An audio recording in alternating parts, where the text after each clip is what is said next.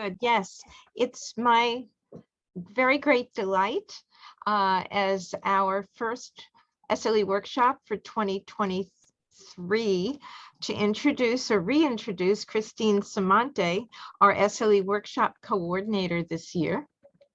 And she is with the Hospital for Special Surgery Social Work Department, currently getting her master's degree in social work from Columbia University, and she'll be graduating in May. Christine will lead this discussion about ways to more effectively manage your emotional health through enhancing communication, strategies with your loved ones to help cope with lupus. Thank you, Christine. Thank you, Roberta.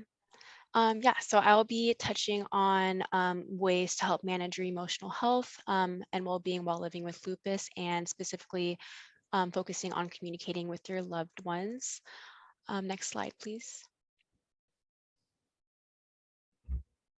All right, and so some of our learning objectives today are to reflect on the reality of living with a chronic condition, understanding the relationship between feelings of depression and anxiety with lupus, the importance of self-care and self-management, and how we can enhance those through facilitating healthy communication with your loved ones, as well as looking into understanding how culture and diversity can affect communication between you and the important people in your life. And lastly, we'll be discussing what healthy communication looks like, specifically understanding how each person's family might look different for everyone, family roles and dynamics that can change once a diagnosis occurs within the family, and tips on how to start those conversations. All right, next slide, please.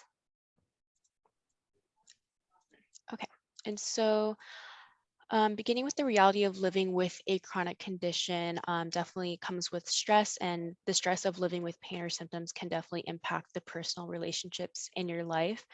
And in general, everyone needs people, and it's helpful to have family, friends, and different social activities to help you manage those chronic symptoms and move forward with your life after your diagnosis.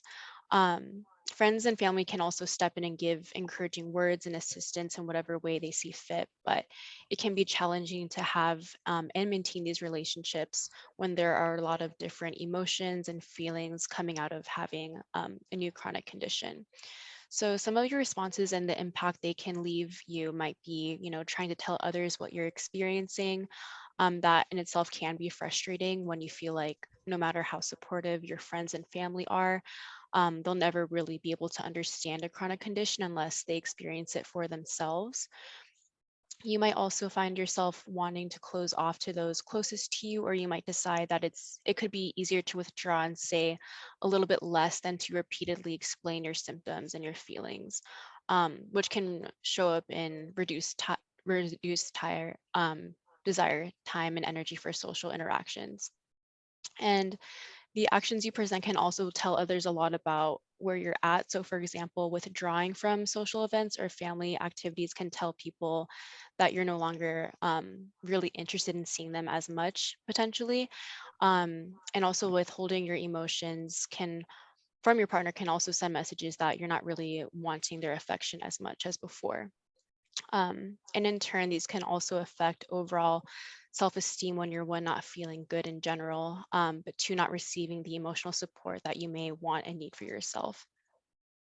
And it's also important to recognize that not only can these changes show up within the capacity of your relationships with loved ones, but also how your role might change within your workspace, given how much you can take on, meeting specific family expectations depending on your cultural and health beliefs, and overall self-efficacy in what you're able to do, which ultimately can lead to feeling grief, anger, feelings of depression. But it's important to remember that there are skills that can be learned and practiced to strengthen those relationships. Next slide, please. All right. So like I mentioned, one of the feelings that come with living with a chronic illness like lupus is depression, or could be. But it'll be important for me to note first that clinical depression is defined as a depressed mood for most of the day. Sometimes can even be mainly in the morning, and a loss of interest in normal activities and relationships. It's also common for feelings of unhappiness, frustration, anger, or sadness to come when dealing with lupus, since it's a difficult transition for a lot of people. But it's important to remember that these feelings of grief for the loss of the life that you had before is very normal. Um, and it can also come from the stress of coping with the complications of a chronic illness, especially since one of the major aspects of lupus is the unpredictability of what your symptoms could look like on a day-to-day basis. And the drastic changes that come within like a workspace and how limited tasks can be, and how that shows up in your economic situation and through financial challenges can also contribute to those feelings as well. And feelings of isolation, as I previously mentioned, are also common, which in turn could impact one's social life, and that they might not go out as often as they want to with their friends like they have done in the past. Um, and as many of you are aware, there are various medications used to treat lupus that could contribute to clinical depression. These points are all to say that feelings of depression, like sadness or loneliness, can often come with a chronic condition and are very normal. However, if these feelings do interfere with your daily life and function, this could be an indication that you're experiencing serious feelings of depression and might benefit from seeking out a doctor or a community support system. Next slide, please. All right. So with all of these different feelings that I've mentioned, it's helpful to reiterate the importance of self-care and what strategies you can utilize to help in your journey. And as a reminder, self-care means taking care of yourself so that you can be healthy and do all the things that you need to and want to accomplish within a day. And what I like specifically about this definition is how it only refers to what you can do in a single day, essentially, which demonstrates how every day is going to look very different. And it's important to find what works best for you, and that can ultimately be taken one day at a time. And consistently exercising self-care practices can promote positive health outcomes, like fostering resilience and knowing that you can learn and come out of challenging moments, and overall help you live longer if you're taking the time to take care of yourself holistically, and better get equipped with stress when it brings back to the resiliency that one can foster. Next slide, please. All right, and in relation to chronic diseases, self-care can help patients manage symptoms better when they know what works best for them and stray away from what doesn't feel good in the moment, and overall strengthen other aspects of health, like improving their emotional well-being and that they can move through difficult periods. Next slide, please. All right, so self-care can be practiced in a number of ways. The first one is emotional self-care, such as recognizing how one talks to themselves, whether outwardly with other people or the thoughts that they hold internally, and learning how to recognize negative thoughts, for example, for what they are, but also reframing what a person chooses to take away from those thoughts can be really powerful. And another way emotional self care can show up is in knowing when to say no to people or situations that cause unnecessary stress. So, for example, if you know that hanging out with a particular individual or attending an event will not bring up pleasant feelings for yourself, exercising the ability to say no gives you the power in honoring your own needs. And next is physical self-care, such as prioritizing sleep in order to function for the responsibilities of the following day, like if you have to go to work the next day, and also choosing nourishing foods over highly processed foods to make yourself feel good physically and hopefully mentally as well.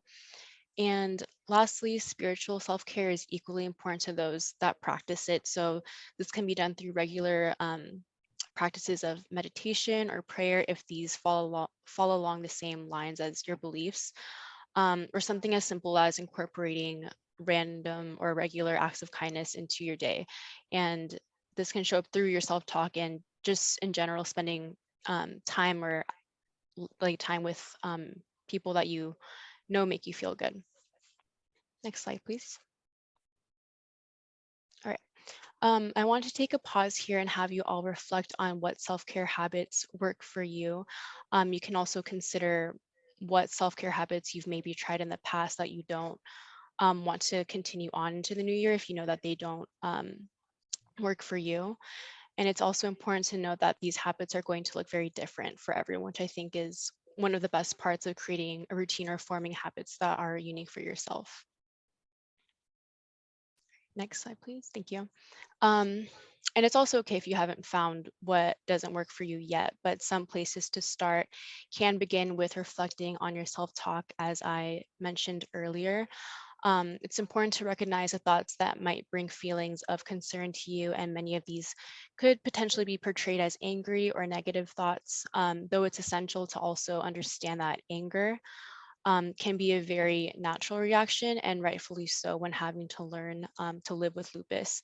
And a way to reflect on your self-talk can begin with acknowledging those thoughts and really asking yourself, what can I learn from these thoughts that keep coming up? And thinking about how you can transform those into thoughts that will help you grow and learn and overall become more aware of yourself. And another act is learning to adapt to the new you.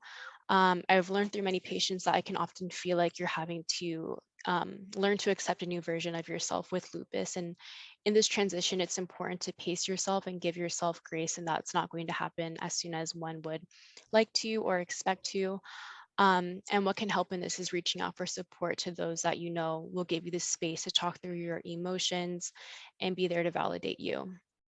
And additionally, learning to focus on what you have and what you can do is helpful in redirecting your mind to what you're still capable to do despite going through difficult points. And overall, emphasizing gratitude in areas will help with emotional and mental stability. And lastly, connection is important. So staying in touch with loved ones, like I mentioned, makes you feel good and can give you the validity and reassurance that you might need in that moment. Next slide, please. And here I wanted to highlight one important aspect, which is kind of the main theme for this presentation, which is that communication is key in self-care, whether that be with yourself or with your loved ones. Communication is a huge part of our everyday lives and can really transform how one's overall emotional well-being is. Next. Um, all right, so when first thinking about communicating with family or friends, it's important to remember that family could look different for everyone. So family can often appear as the family that you were born into, adopted, or married into, the one you've created with your partner, or family can even be seen as the friends or people that you consider family for yourself. So this is often referred to as like your chosen family, despite not having that biological connection.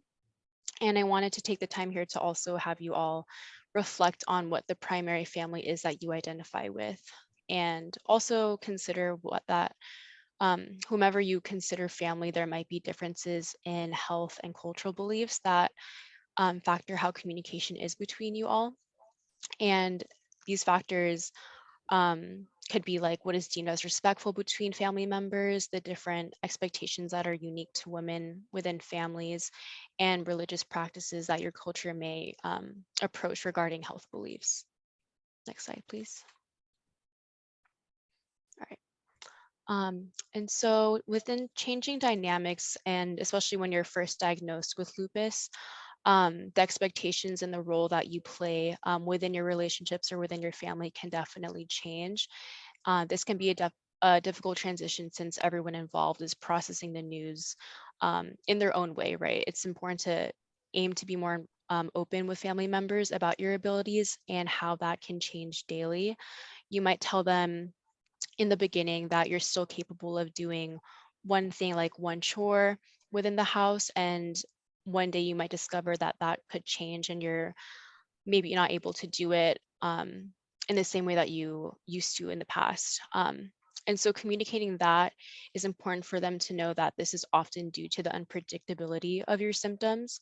And in general, aiming to be more open to the idea of changing your role as a family can be difficult to remember as well, because you might be willing to open up yourself about how you feel and your thoughts regarding your symptoms and your diagnosis, but your family might not be. In general, it's hard to meet others' expectations. For example, if you identify as a woman and are expected to uphold the level of like maternal responsibilities that others place on you can be really challenging, but it's important to remember to take care of yourself and really hone in on what your specific needs are, to keep them at the forefront of your mind. What's also helpful in this is to consider your own communication style to what is most comfortable for you to express those needs of yours. Um, and of course, within time and practice, you'll find it easier to communicate these thoughts and these feelings with your loved ones. Next slide, please. All right.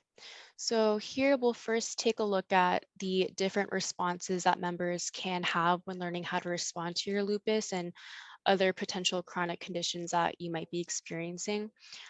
So the first one is caregiving. And in general, when your symptoms first become a problem, this is when friends and family members can show a great amount of support towards your needs.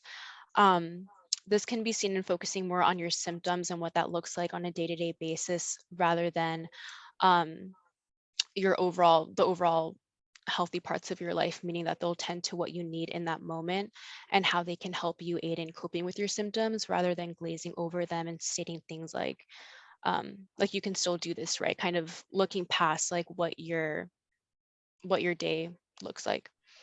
Next slide, please. All right. And on the flip side, the second response that could show up in some of your relationships is the punishing side. And if your symptoms don't appear to improve in front of your family and friends, they might begin to wonder like what's happening, and they might not understand where you're personally coming from. They can see when pain or facing other symptoms, but the focus isn't so much on what they can do to help and overall do little to help you feel better. And although most family members realize that your condition is not necessarily your fault, they can also become really frustrated by how much it has changed your life and as well as theirs, which could then result in them not really taking the time to understand your diagnosis, unfortunately, and also potentially become resentful of like the different tasks that they've had to take on. And when experiencing this form of care from your loved ones, it's a possibility that you might begin to withdraw, or they might begin to withdraw and pay less attention to you and your needs, which can also link to your feelings of isolation. And this is especially why it's important to exercise healthy communication in the beginning to prevent any kind of negative feelings or projections that you might be receiving from those closest to you. Next slide, please. So here are some examples that can be communicated to your loved ones that might be helpful to you. And the first one is showing general compassion and empathy. This can be seen through doing a difficult task that might put you into a flare instead of having them provide unsolicited advice or feelings, or I guess for feelings that they are not experiencing for themselves. The second one is having them reflect on what you tell them and show that they've taken the time to do their own research. So having them demonstrate that they've listened to how your illness has impacted your life is important, and having them ask questions that give you the freedom to respond is important as well, like having them ask, what level is your pain at today? What can I do to make you feel better? Are all key questions to show that they really care. And what isn't helpful is having them make you repeat your illness and your symptoms over and over again, because that shows that they might not be as attentive and intentional when it comes to listening to what your needs are. And the third one is having them to let you know that it's okay to not be okay on more challenging days, in the same sense of them listening to you and and what you have to say, having them show up by taking note of what makes you happy can also mean a lot. And that can also be demonstrated on days that you may need space from them and vice versa. Instead of making comments like get over it or generalizing it to be, that everyone has bad days. Next slide, please. And a lot of the time, it's helpful for those closest to you to remain neutral and to find that middle ground, meaning that they're not necessarily responding to you in a negative way or punishing way, or even in a way that makes you feel really overwhelmed and, I guess, incapable of doing things on your own, but instead encouraging your efforts to use coping strategies that are effective to you and, in general, learn how they can support you during this time. And although this won't necessarily be applicable to everyone in that everyone finds different methods helpful, overall having loved ones redirect their focus to your needs and honoring them is helpful to show that, they really mean it and they really want to show up for you. So for example, having them ask questions like, what do they tell you at the SLE workshop, or what do they tell you at your rehabilitation program, tells you that they're attentive and they're willing to make space for you. Next slide, please. All right, so now that we've looked at what could or could not be helpful with the ways that others could respond to you, it's also important to consider how we can best communicate our needs to our loved ones, since that's a big part of it. Next slide, please.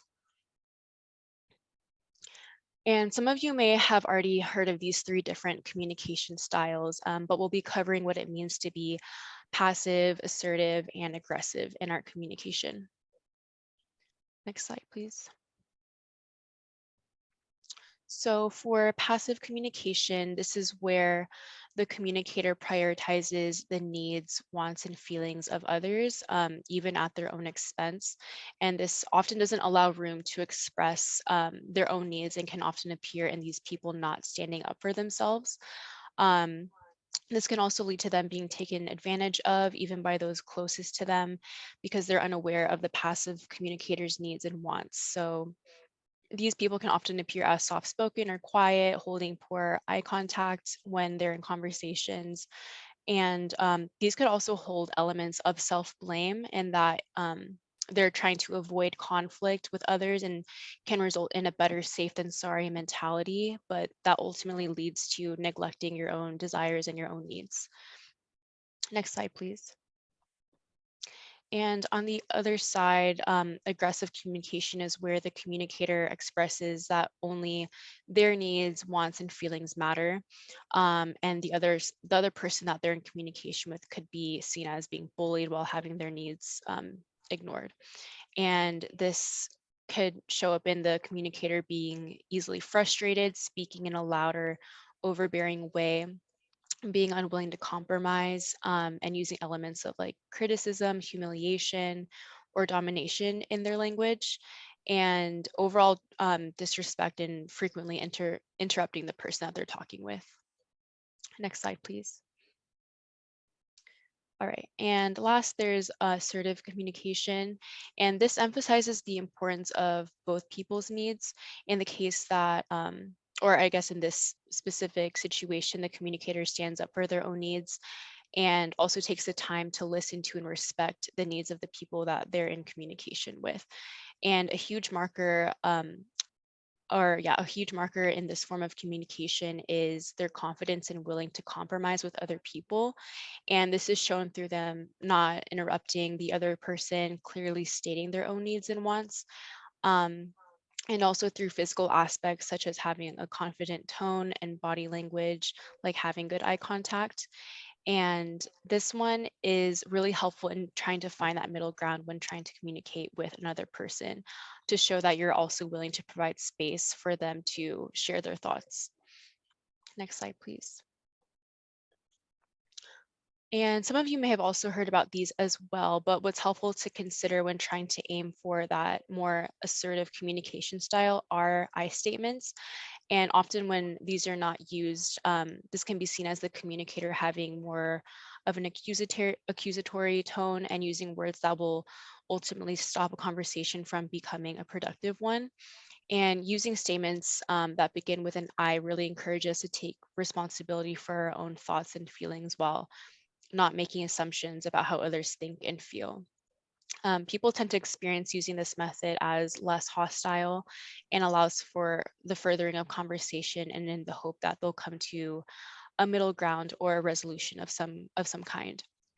And so some examples to keep in mind are, when someone is not making you feel good, you could start off by saying, I feel frustrated when my feelings aren't heard or acknowledged.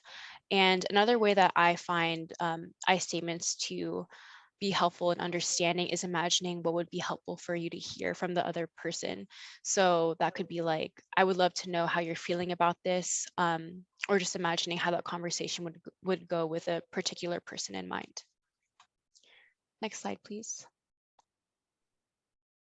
All right, so in starting the conversation, we'll discuss how this could look like with the important people in your life, such as your partner, family members, or your chosen family, your friends and extended support system, and the children in your life. Next slide, please.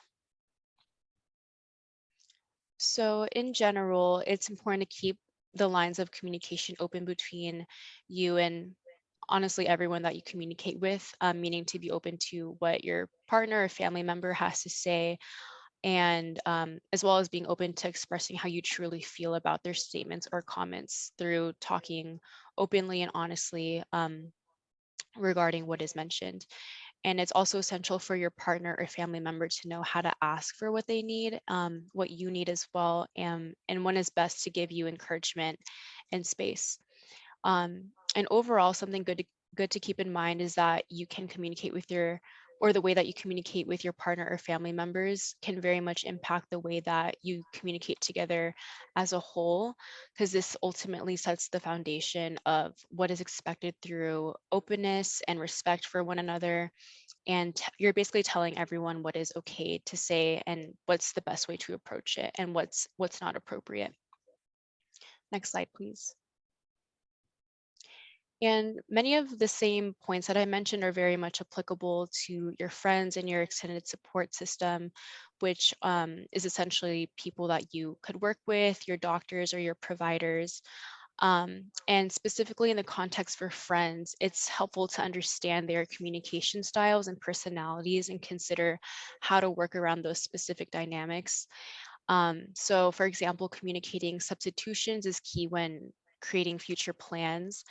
And one example I like to think of is that if you and a friend always used to go out to nice dinners or go to the movies, many of those same activities could very much be moved to a more comfortable environment for you, such as like staying in or cooking a nice meal together inside. It's also important to know that many of your friends and close ones in general might be more willing to help when they know what each side's expectations are, and understand why some changes need to be made. And in the context of working with professionals such as doctors or therapists, I wanted to reference a previous talk that we've had during our September SLE workshop last year with Dr. Paget, where he discusses the doctor-patient relationship. We're currently working on having this YouTube recording soon on our YouTube playlist, but I'll be letting you all know when that's out because it's a wonderful talk. Next slide, please. And lastly, communicating with your children is another area that holds a lot of the same aspects that I've already mentioned, but also you want to make sure that your children feel just as heard in the conversations that you have with them. And so as you begin to form skills that fall more along the lines of being more assertive and open in your communication, it's helpful to also pass these same skills down to them to have them effectively express themselves and make themselves comfortable about coming to you when they need you. And children are also naturally very curious people, and they might be confused as to what might be happening to you. So, encouraging your kids to ask questions and making expressing how you feel each day very simple by bringing up points of uncomfortability or moments when you're not feeling your best is key as well. But also being consistent with their age and their ability to understand, so that you don't further confuse them. And what's also helpful is creating new traditions with your children in the same way that you might have to create substitutions with your friends. And this can also show up during like special holidays or birthdays, and really just trying to find a good middle ground for everyone involved. Next slide, please. So all in all, your loved ones can very much offer the compassion and acceptance that you need, and just overall space to share your concerns. And what's helpful here is when there is clear and open communication with each other. Having these needs met can make you feel very important and needed by allowing you to offer them comfort and companionship as well.